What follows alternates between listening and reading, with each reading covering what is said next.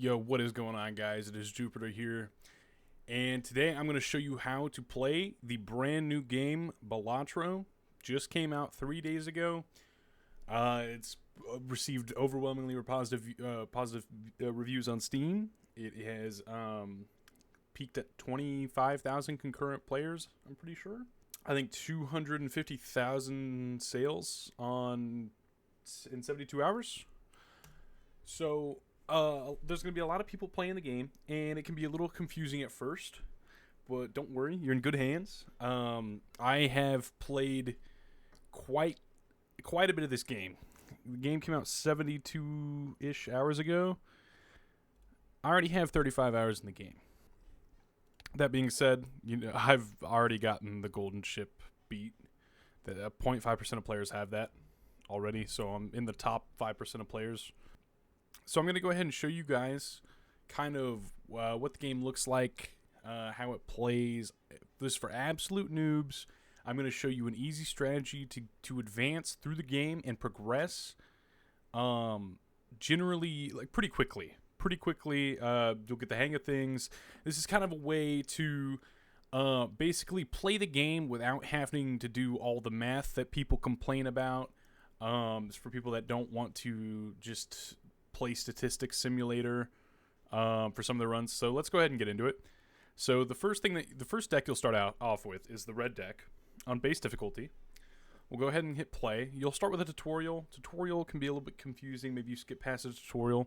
And if you ever do, you can always enter in tutorial, if I can spell.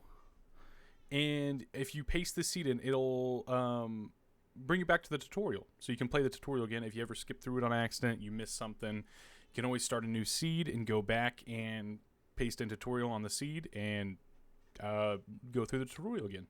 So let's go ahead and start with the red deck on base difficulty.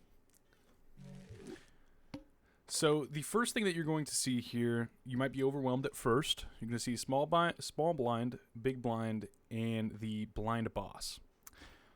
So the small blind, you'll be playing at the beginning of every ante. And the ante is this little thing right here. There are 8 antes in total, which means that you're going to be playing about 24 blinds, not including skips.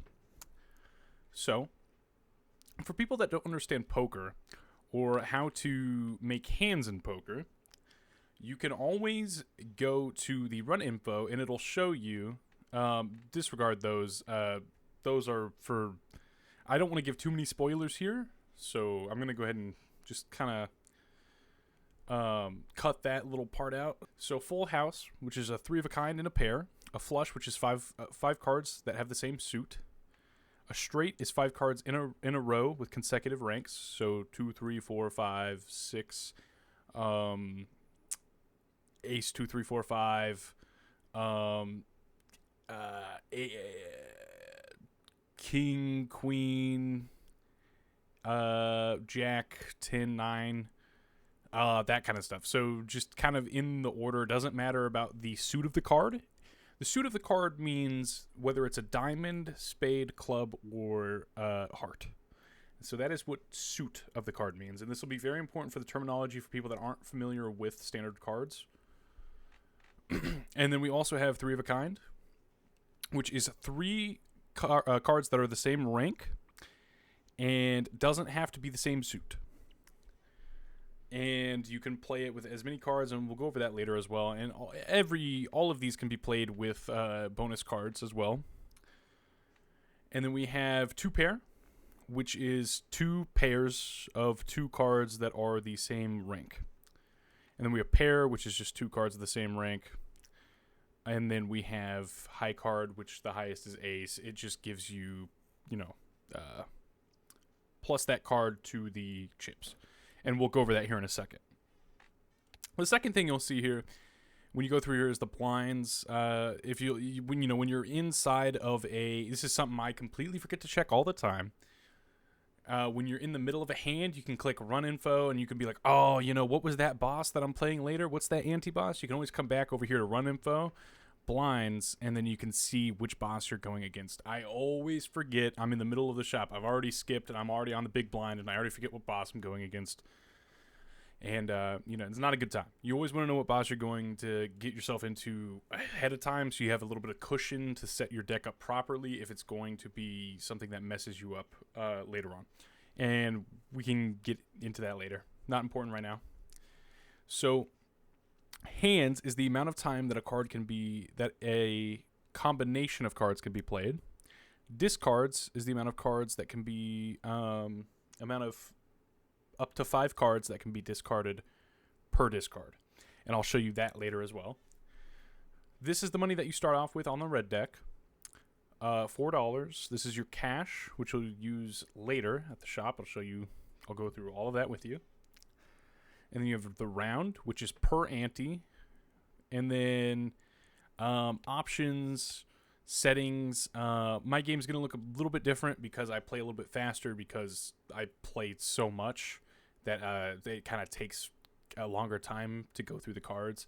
It's definitely a recommended. You can go up to 4, but I kind of like being able to see the multipliers going through each one. My screen shakes plus 100. It just adds immersion for me, which I really like. And then VSync off. And then, you can change all that stuff. You'll also notice I don't have music on. When you play this game for 36 hours, 12 hours straight, the music kind of gets a little bit repetitive. But we're not going to get into that right now. So, we'll go ahead and take a look at the common tag, or the tag. And it is an uncommon tag. The shop has an uncommon joker.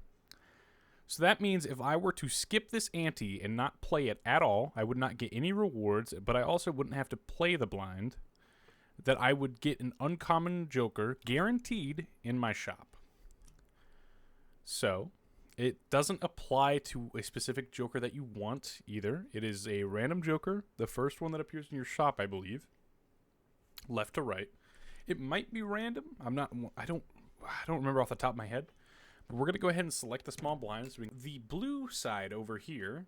So, for example, I pull just a pair. The blue side right here are the chips, and the red right here is the multiplier. When you hover over a card, it'll show you how many chips will be added to this on top of this base combination. Get straight into it. So, a strategy that I am a big fan of, kind of lets me turn my brain off a little bit, is to just always go for the flush. So if I just check, and it's a decently scoring hand too, it's not like the high-end ones, but it's better than a straight, it's better than a 3 of a kind for some reason. And only slightly worse than the full house. It's an easy early to mid-game. It can carry you through the game for a very long time, and you will never have to switch off of it for a while. So, and sometimes it's really important to stick to the same combination for the entire game because there are some jokers that stack that multiplier. I'm trying not to confuse you too much here, but hopefully this will make sense later as we go through the video. So, my strategy here is if you hover over the deck, you can take a look at the spade, the heart, the club, and the diamond. You can treat this basically as like a graph. And the ace and the spade, you can take a look. There are 0 ace of spades left in my deck because it's in my hand right here. And if I, for example, take a look at my jack of hearts, and I wish there was a way I could I'll just zoom in on it. If I want to look for my jack of hearts, I just go over to jack, go down, hearts right there. I have one. It's not in my hand, but it's in my deck. So this is really important when coming up with probabilities for cards, and this is where it kind of gets into the mathematical part of the game, which some people complain about. I saw some reviews. The only complaints were that they were basically complaining that they didn't understand math, pretty much. Basic math. It doesn't take a lot of math. It's very basic math. All you have to understand for the concept of this combination is the less cards of a certain suit, the more likely I am to get the card I want for my suit. And we'll go through this here. So if you take a look at my spades, I'm going to go ahead and sort by suit here by clicking this button on my bottom right. So if I go ahead and take a look at my spades, I already have a flush right here, right in front of me. So I forgot to click the 5th card. I already have a flush right in front of me. And that means that those 5 cards are going to be taken out of the total cards that can be drawn. So if I play these 5 cards, I'm pretty sure I might... No, I won't win that. Okay.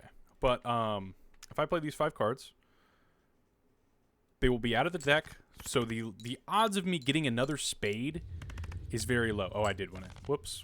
Didn't mean to one-shot you. There's the flush right there.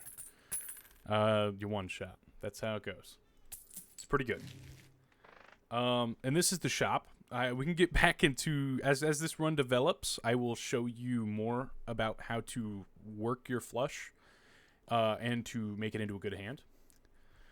So here you see your money right here. I have $10. Okay. I could get the voucher, which lasts until the next ante. So basically until I beat the boss, this doesn't change. And then I can go over to here, which I have my Celestial packs, which planet cards upgrade your hands. So you see how this is level 1. You know, all these are level 1. Say I got a Jupiter, which is unironically my favorite hand. It's just so coincidental that flush is my favorite hand, and it's literally my name. So say I got a Jupiter, and I activate the Jupiter. I would have a level 2 flush. It would bring this multiplier on the right to a 6, and this chip over here, I want to say 45, or is it 60? I think it's 60. It might be 60, actually. Yeah, 6 and 60. I want to say. So you have odds for getting upgrades. It's very random. There are vouchers that will tailor to your most played hand, which is why it's important to play the same hand over and over again, because you can just keep stacking those. And if you get the right voucher, you can do it very early, and you can develop a very good deck. So we'll go ahead and take a look at what's in our rolled cards.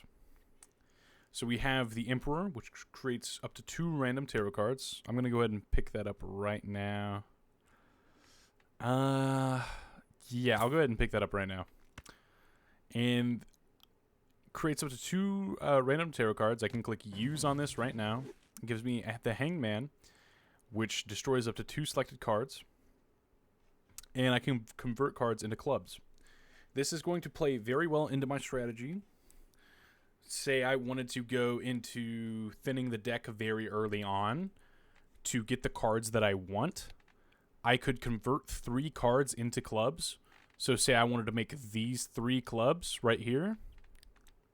And then I can destroy the 2 and the 3.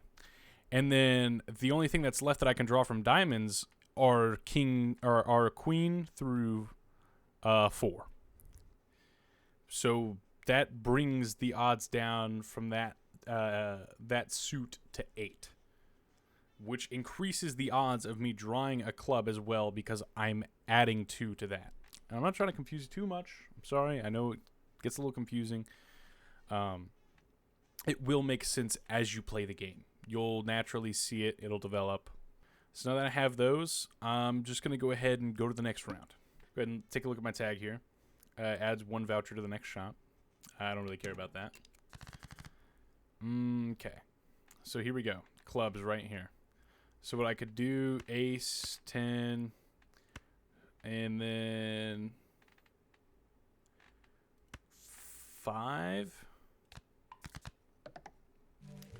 And then bam. Now I have all those clubs. And then I can remove these 2 4s. I like to use it on typically any low card. And then bam, I have my flush right here. It's a royal flush too. By the way, flush cards do stack for the royal flush. So now it one-shots again. You can see very early even how good the flush can be. There are no multipliers on this even, except for the base multiplier. 1 multiplier per tarot card. I guess we can go for that. Why not? I skipped through it again. I'm very sorry, guys. It's just muscle memory. I've been playing for a lot of hours today. So,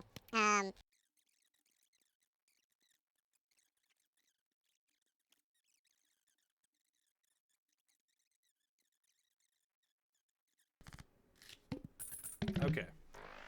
So at the end of your hand, you'll see, bam, dollar signs. Then you'll see remaining hands, $1 each, and then interest per round, per $5, $5 max. There are ways to increase it later on. I'm not going to go into how, but there are ways to increase how much interest you can get in total. There are multiple ways.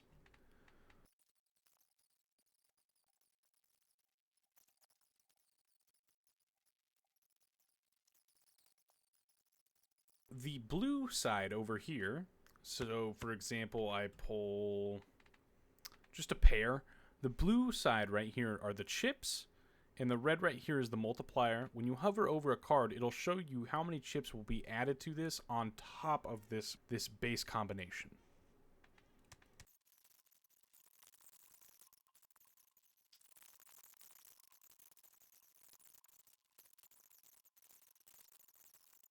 This is a tutorial for noobs. This is just showing new players how to play the game, the basics of the game. Although I might have made it sound a little bit more complicated, I can possibly, if needed, I can really kind of make it a lot more simple, not go over anything complicated. I'm not the best at tutorials as far as showing people how to play games. I'm more kind of a backseat gamer when it comes to this stuff, so I can't show you. It's easier for me to just show you what works for me, basically. So,